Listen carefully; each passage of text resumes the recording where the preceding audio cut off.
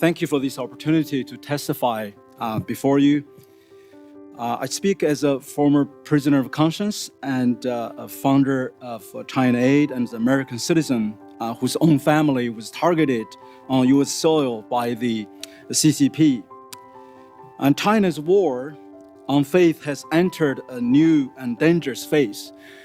And third trend is the CCP continues to disappear and imprison its most courageous religious leaders, such as my good friend Ezra Jin and Pastor Wang Yi.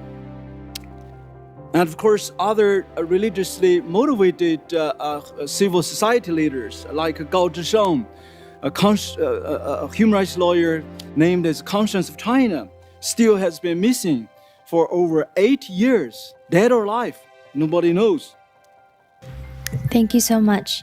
On October 10th, my father, Pastor Ezra Jin Mingri, was arrested by the Chinese authority along with 27 other church pastors and leaders of Zion Church. This crackdown has been reported as the largest takedown of an independent church in China since the Cultural Revolution. Because of the prominence of the church and the brazenness of the Chinese repression, this case has become an international incident and has been profiled extensively on international press, attracting a number of statements by public support across the U.S. government and beyond. Thank you so much. Since I began advocating for my father and the release of other church leaders detained around a month ago, my family has also experienced transnational repression. A week after we began speaking out on my father's detention, my mother received a threatening phone call from someone impersonating a U.S. federal agent. I have also been watched and followed in Washington, D.C. as I met with friends and mentors who have been helping me. I'm sometimes indeed fearful.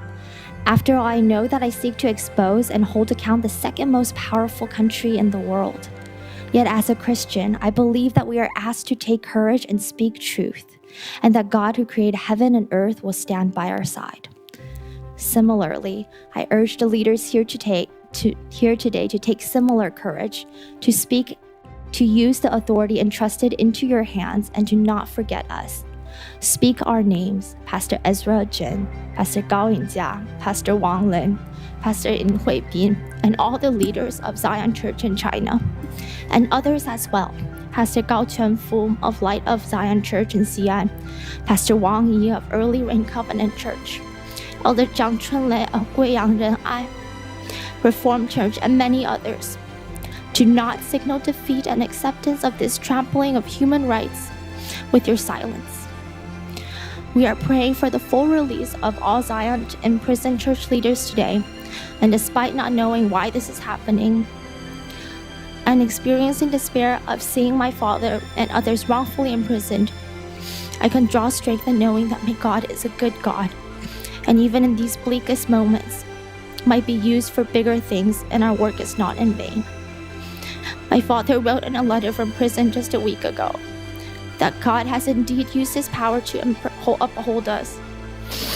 I believe that God is also testing us during this time like refining silver, painful, but full of love. But God will not abandon us. Thank you so much.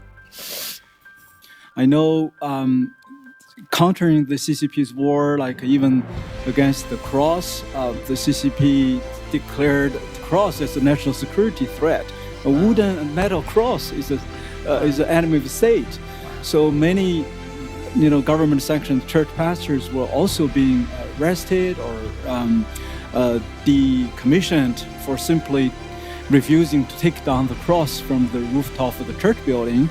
Some were sentenced to 12 to 14 years imprisonment. And but the cross, it's not just a visible cross. It's really a universal symbol.